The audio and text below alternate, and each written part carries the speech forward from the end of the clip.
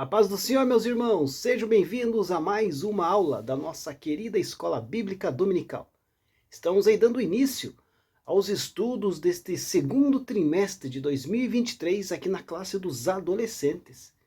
Nesse trimestre nós vamos estudar o tema A História do Povo Escolhido, né? A história do povo de Israel. Aí na contracapa da sua lição, meu querido aluno, se puder acompanhar comigo, diz assim: vamos começar um novo trimestre. Nesta revista você vai aprender histórias surpreendentes que testemunham sobre o poder e o amor de Deus.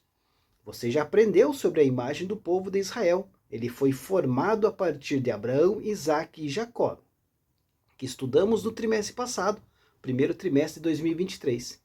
Agora você aprenderá como esse povo cresceu e sobre a sua jornada até a terra prometida. Você verá também como grandes lideranças, tais como Moisés, Josué, Samuel e Davi, atuaram e verá como Deus usou cada um desses líderes para servir ao povo escolhido. Olha que benção! Então, nesse trimestre, você irá adquirir uma visão panorâmica de parte do Antigo Testamento, já que vamos estudar os conteúdos que estão nos livros de Êxodo, Josué, Juízes, 1º e 2º Samuel, 1º e 2º Reis e 1º e 2º Crônicas. Então, vamos aprender? Deus abençoe os seus estudos. Então, vai ser uma bênção.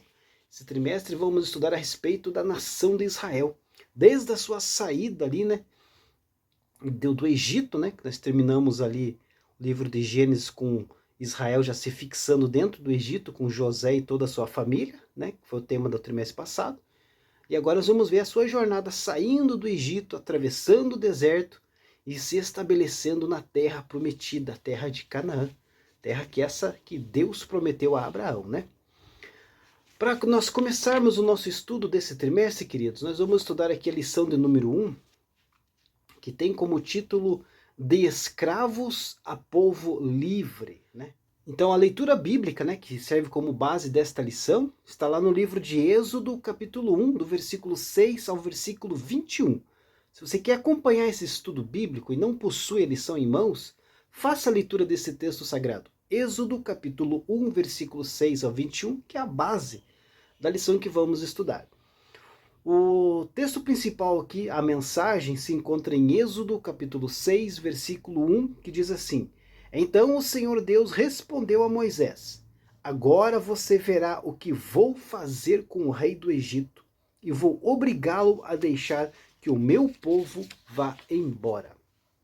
A introdução aqui diz assim: Quando o faraó teve um sonho com 7 vacas gordas e 7 vacas magras, ninguém pôde interpretá-lo. Vindo da prisão, José não só interpretou o sonho, como deu uma estratégia de como agir nos períodos de fartura, vacas gordas, e de fome, vacas magras. Por isso o rei da época pôs José como governador do Egito, que estudamos no trimestre passado. Quando o período das vacas magras se cumpriu, após algumas reviravoltas, toda a família de José se mudou para o Egito e viveu em paz por algum tempo. Nós vamos ver na lição de hoje que essa paz não durou muito tempo, né? Até o povo chegou a ser escravizado. A nossa lição está dividida em 3 pontos. O primeiro ponto, de hóspede a escravizado. O segundo ponto, o chamado de Moisés. E o terceiro ponto, as pragas e a Páscoa. Então vamos iniciar a nossa lição? O primeiro ponto da lição aqui, queridos, de hóspede a escravizado, né? Sobre a nação de Israel, os hebreus que estavam lá estabelecidos no Egito. Mas antes, vamos fazer ali uma lembrança aí do livro de Gênesis, né, que estudamos no trimestre passado. Se você se atentar bem, o livro de Gênesis começa de uma maneira muito interessante, né? Ele começa com: no princípio criou Deus os céus e a terra, né? Então assim o livro começa ali com a criação e conclui, queridos, num caixão lá no Egito. Por que um caixão no Egito? Porque o livro de Gênesis se encerra com o relato da morte de José, né, governador do Egito. Mas parece então, né, uma forma até esquisita de se terminar um livro, né, tão fantástico e tão lindo. Mas no livro do Êxodo, que vamos iniciar hoje, faz aí uma ligação com o livro de Gênesis. E se inicia, queridos, da seguinte forma, aqui no capítulo 1, do versículo 1 ao 5. Estes, pois, são os nomes dos filhos de Israel, que entraram no Egito com Jacó. Cada um entrou com sua casa. Ruben, Simeão, Levi e Judá, Issacar, Zebulon e Benjamim, Dan, Naphtali, Gad e Aser, todas as almas, pois que descenderam de Jacó, foram 70 almas. José, porém, estava no Egito. 70 almas, queridos. Mas você vai ver, por exemplo, que esta contagem, né, está um pouco diferente lá na versão em que Estevão dá o livro de Atos dos Apóstolos, capítulo 7, versículo 14, que diz assim: e José mandou chamar a Jacó, né, seu pai, e a toda a sua parentela, que era de 75 almas, né? E na versão da Septuaginta também são 75 almas, né? Mas quem são essas 5 almas? Por que está dando essa diferença? Aqui no livro de Êxodo, 70. No relato de Estevão, no livro de Atos, 75. Obviamente, queridos, que os descendentes de Jacó que entraram, mais Jacó, né, que Jacó estava junto, dão 71. José, que já estava no Egito, 72. Maquir, que era filho de Manassés, que faz parte da família também, 73. Mais Manassés e Efraim, né, filhos de José, fechando então os 75 que pertencem a Jacó. Por isso que Estevão dá esse relato de 75. Então não existe aí nenhum erro bíblico. A Bíblia não erra, queridos. É só aí talvez um erro de interpretação. Mas na sequência aqui do livro de Êxodo, né, partindo aqui do versículo 6 desse capítulo 1, 6 e 7 diz assim: sendo, pois, José falecido, né, que é o encerramento do livro de Gênesis, né, e todos os seus irmãos e toda aquela geração, os filhos de Israel frutificaram e aumentaram muito, e multiplicaram-se e foram fortalecidos grandemente, de maneira que a terra se encheu deles. Então, queridos, passou assim todo o período de José, né? Como conclui ali o livro de Gênesis. Então, daqui em diante, nós temos aí um salto de anos, né? De décadas. Como diz aqui, uma geração se foi, e uma nova geração se iniciou. Então, em todo este capítulo aqui, este capítulo de Gênesis aqui, ou melhor, de Êxodo, está ali se cumprindo o que Deus falou lá com Abraão, ou ainda na questão era Abrão, né, que não tinha sido mudado o nome dele. Gênesis capítulo 15, no versículo 13 e 14, Deus falando a Abraão: então disse a Abrão: saibas de certo que peregrina será a tua semente em terra que não é sua, no caso, Egito, e servi-los-á e afligi-la-ão 400 anos. Mas também eu julgarei a gente a qual servirão, Egito, e depois sairão com grande fazenda, ou melhor, com grande riqueza, né? Então vamos prestar atenção nisso aqui que a Bíblia está falando, né, queridos? Quando os israelitas saírem do Egito, eles sairão com grandes riquezas, as quais então eles vão ali ofertar para a construção do tabernáculo, né? Mostrando, queridos, como é lindo o livro de Êxodo, né? Então nós já sabemos que a terra do Egito se encheu de israelita, lá na terra de Gósen, né? Que é a cidade de Ramsés, onde ficou ali estabelecida a família de Jacó. Que é aí, querido, na época era a melhor terra do Egito, a melhor para plantação, para cultura, para agricultura, para tudo. Era o melhor local, eles se estabeleceram. E ali eles se multiplicaram muito. Aqui no capítulo 1 de Êxodo ainda, no versículo 8, dando sequência ao nosso estudo desta aula, diz assim no versículo 8: depois levantou-se um novo rei sobre o Egito, que não conhecera a José.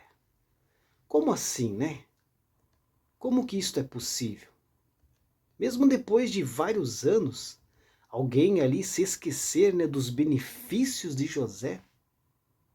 Alguns comentaristas acham que isso se refere a uma nova dinastia que se levantava ali no Egito, né? A dinastia dos Ixos, né?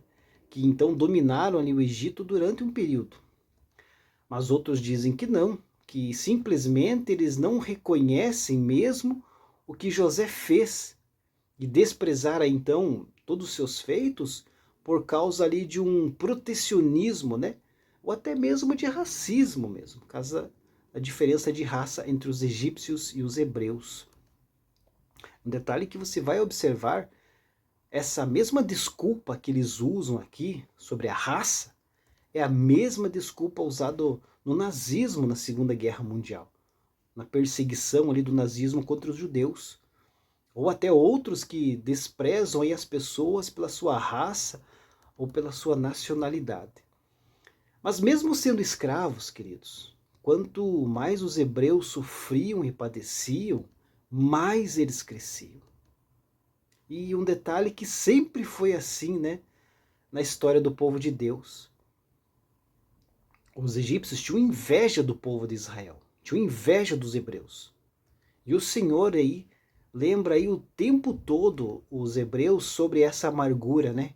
Em todo momento em que eles estão ali rebeldes durante a sua jornada no deserto, que vamos ver mais adiante em outras lições, Deus sempre lembrando a eles essa perseguição que eles sofriam ali dos egípcios nessa época da escravidão deles, né? Quando eles eram escravos, né, o povo tinha ali que tirar o barro, tinha que fazer tijolos, tinha que pegar o tijolo e fazer então edificações. E no campo também, eles eram penalizados muito mais. Vemos, queridos, que a perseguição é igual ao crescimento, né? E sempre foi assim. E com a igreja é assim. E nós podemos ver isso aí na história da igreja primitiva no Antigo Testamento. Quanto mais a igreja era perseguida, mais a igreja crescia. Mas é um crescimento aí numérico genuíno, que é um crescimento através do Espírito Santo de Deus. E não é um crescimento por métodos humanos, né? Porque a perseguição, queridos, traz aí uma aproximação com Deus. Quando a igreja está muito tranquila e sem perseguição, quando o mundo aí não está se preocupando muito com a igreja, queridos, é porque ela está aí talvez perdendo relevância na sociedade. E nós sabemos que a igreja tem que fazer diferença na sociedade, no meio em que está inserida. Mostrando aí que ela está então se corrompendo, se ela não está incomodando a sociedade, né? Então não vai haver aí um crescimento genuíno, mas sim vai haver um crescimento numérico. Como assim um crescimento numérico? Serão igrejas cheias, mas de pessoas vazias. Isso é muito preocupante, né? Mas voltando aqui à nossa lição, queridos, nesse período em que os israelitas eram escravos, os egípcios os colocaram então para servir com muita dureza, né? Eles precisavam fazer tijolos, edificações, e aqui no próximo capítulo de Êxodo nós vamos ver, né, que até palhas eles tinham que buscar, então, eles tinham que fazer todo o serviço, eles tinham que fazer todo o processo ali sem facilidades e sem receber nada, e à base de chicotes ainda. No versículo 9 aqui, deste capítulo 1 de Êxodo, diz que diz assim, o qual disse ao seu povo, eis que o povo dos filhos de Israel é muito e mais poderoso do que nós. A Bíblia nos fala, queridos, que aqui é o rei, o faraó, que estava dizendo isso, né? Mas qual era o medo do rei aí quanto ao filho do homem hebreu, né? Ele tinha medo, queridos, que o filho homem, né, que nascido homem, não mulher, mas o nascido homem, se tornasse então um rapaz e depois de homem e que se voltasse contra o Egito, né? Mas se fosse uma moça que nascesse ali, não teria problema nenhum, né? As mulheres poderiam ser aí absolvidas nas relações com os egípcios e com isso não haveria problema de guerras, que a preocupação aqui era justamente essa, que eles crescessem, ficassem fortes, se rebelassem contra o Egito, contra os egípcios e dominassem toda aquela nação. Esse era o medo do faraó. Aí na sequência aqui, querido, nesse capítulo 1, no versículo 15 e 16 diz assim: E o rei do Egito falou às parteiras das hebreias, das quais o nome de uma era Sifrá e o nome da outra Puá, e disse: Quando ajudardes no parto as hebreias, e as virdes sobre os assentos, se for filho, matai-o, mas se for filha, então viva. Mas por temerem a Deus, queridos, as parteiras ali, elas desobedeceram às ordens do rei. E ao contrário do que o rei queria, né, o povo de Israel aumentava mais ainda. A intenção do faraó aqui era matar os meninos, né? Devido saber que dentro dos meninos nasceria ali um homem que pisaria a cabeça da serpente. E isso até coincide, né, com a história de Jesus, quando Herodes manda matar ali os meninos, né? Mas quanto aqui às parteiras, queridos, alguns acham que eram hebreias e outros acham que não. Flávio Joséfo, grande historiador judeu, diz que essas parteiras eram da nação do Egito. Mas elas aí vão receber um nome de honra em hebreu, por isso que algumas pessoas aí consideram que elas eram hebreias. Alguns dizem que não havia apenas duas parteiras, mas na verdade elas eram líderes das parteiras, né? Porque era necessário ali ter um grande número de parteiras para tudo isso, né, que a Bíblia diz sobre se multiplicarem muito, né? Então duas parteiras não daria conta de todo o trabalho. Mas com certeza, queridos, elas eram as principais, as líderes das parteiras. Então, não conseguindo ali matar os meninos através das parteiras, então veio o decreto real para que se matassem todos os meninos e jogassem no rio Nilo afogado. Grande crueldade, né? O rio, que era considerado ali uma divindade, né? Ou seja, né, foi então, na verdade, um sacrifício aos deuses egípcios. Era isso que estava ali acontecendo, né? Mas neste momento nasce Moisés, o libertador de Israel. E sabemos toda a história, como Moisés se livrou da morte, né? Foi colocado num cesto, Miriam acompanhou esse cesto, e Moisés acabou ali, né? Por intermédio de Deus, né, queridos? Foi propósito de Deus. Tudo é plano de Deus. Moisés acabou indo para nos braços da princesa, nos braços da filha do faraó, né? Ponto 2 aqui da nossa lição, o chamado de Moisés, né? Então Moisés passou ali a sua juventude, queridos, no Palácio Real, como filho de uma princesa egípcia, né? Então ele frequentou ali as mais renomadas universidades egípcias. O Egito, nessa época, era aí a potência mundial, a nação mais forte do mundo. Na educação superior egípcia, para se ter uma ideia, constavam aí, conforme a história nos relata, e as descobertas arqueológicas também, né? Constavam ali administração, arquitetura, matemática, astronomia, engenharia, enfim, as matérias mais top, podemos dizer assim, né? E esse conhecimento aí foi adquirido por Moisés. E foi também empregado com sabedoria, pois esse conhecimento foi-lhe muito útil em sua missão posterior de libertador. E vamos ver as próximas lições, né? Ele foi o condutor e escritor e legislador na longa jornada ali conduzindo Israel no deserto para a terra de Canaã. Quando Moisés cresceu, queridos, ele passou a sua juventude, se preparou, e quando ele cresceu, ele acabou se envolvendo numa situação muito complicada. Ele acabou ali matando um egípcio em defesa a um escravo hebreu. Então, com medo ali, né, Moisés então fugiu do Egito e habitou lá no deserto de Midian, onde acabou se casando com Zípora, sua esposa. Enquanto isso, né, enquanto Moisés estava vivendo lá no deserto de Midian, lá no Egito, os israelitas, os hebreus, clamavam ao Senhor por causa da escravidão. Estavam pedindo um libertador.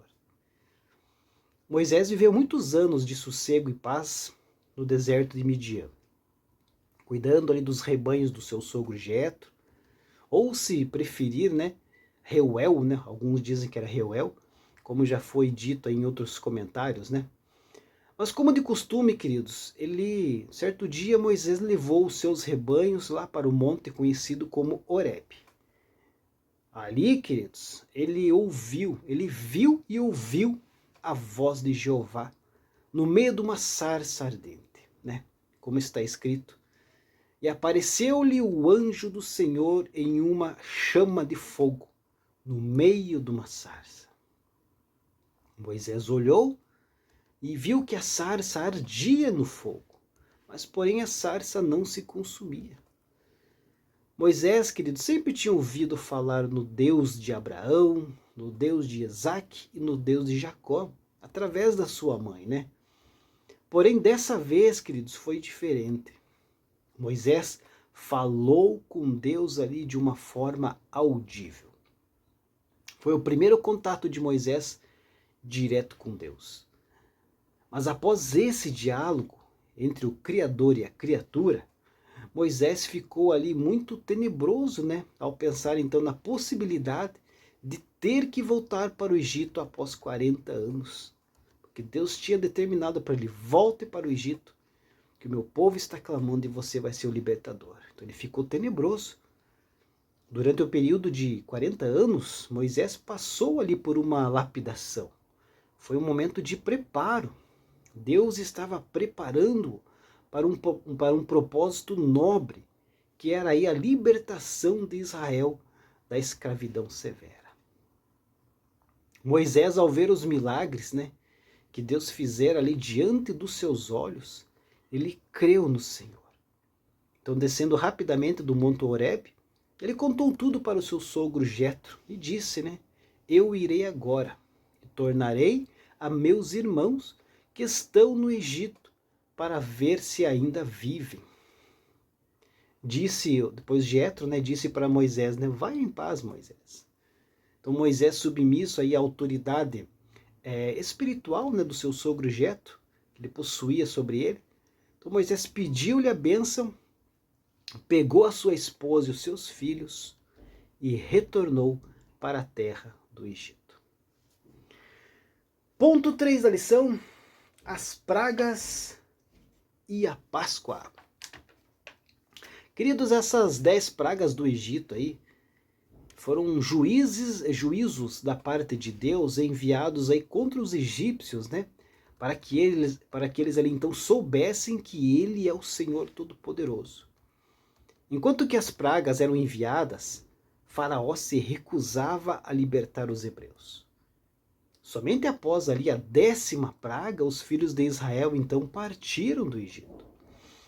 As 10 pragas do Egito foram sangue, rãs, piolhos, pestes nos rebanhos, úlceras, chuva de pedras, gafanhotos, trevas e a morte aí dos primogênitos, né?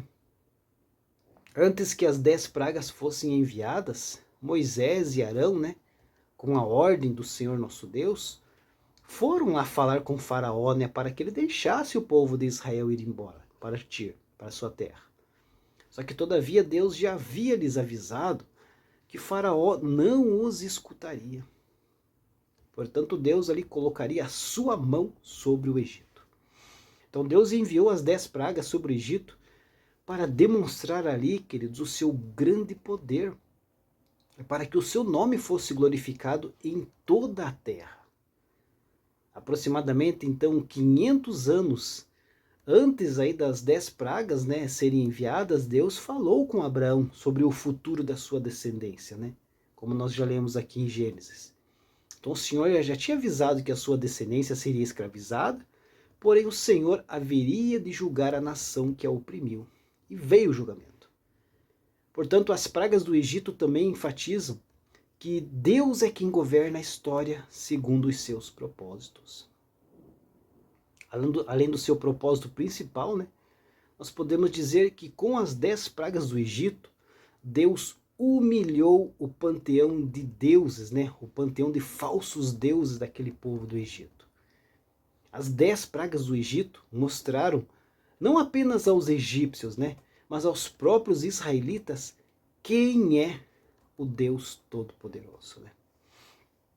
Mas também a lição fala a respeito da Páscoa, né? Então a primeira Páscoa, queridos, aconteceu então na noite em que os israelitas saíram do Egito. Depois ali de 9 pragas, né? Faraó ainda se recusava a libertar o povo de Israel da escravidão. Então por isso Deus avisou que a 10ª praga seria a morte do primeiro filho de todas as famílias do Egito. Ninguém escaparia, nem mesmo a casa do faraó. Então, para não sofrerem aí o castigo dos egípcios, cada família israelita deveria então sacrificar ali um cordeiro, né, como um resgate do filho mais velho, e colocar então o sangue do cordeiro na viga superior e nas laterais das portas das casas, né, nos umbrais das portas.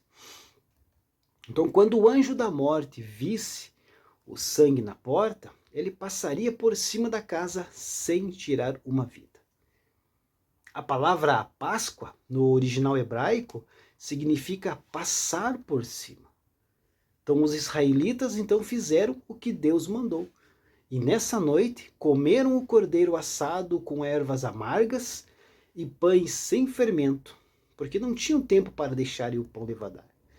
Então todos jantaram com pressa, com calçados nos pés e prontos para partir em qualquer momento. Imagine a tensão desse povo neste momento. E Deus cumpriu o que dissera. Todas as famílias egípcias perderam um filho. Mas os hebreus não foram atingidos, devido aí ao sangue nas portas. E nessa mesma noite, Faraó permitiu que os israelitas fossem embora e eles saíram vitoriosos. Glória a Deus por isso. Deus abençoe a sua vida e até a próxima lição, se Deus assim permitir.